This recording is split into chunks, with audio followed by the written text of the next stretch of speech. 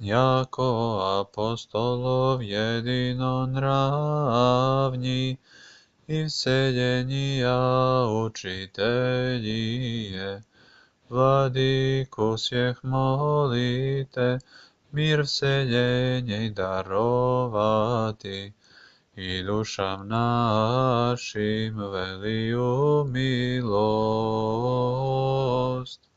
Слава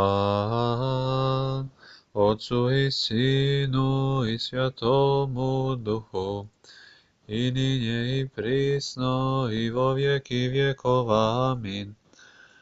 Священия и боговещания проповедники, верх учителей Господи, приял еси в наслаждение благих Твоих и упокоение. Труды бонех и смерть приял еси, паче всякого всеплодия, едине прославляя святия Твоя.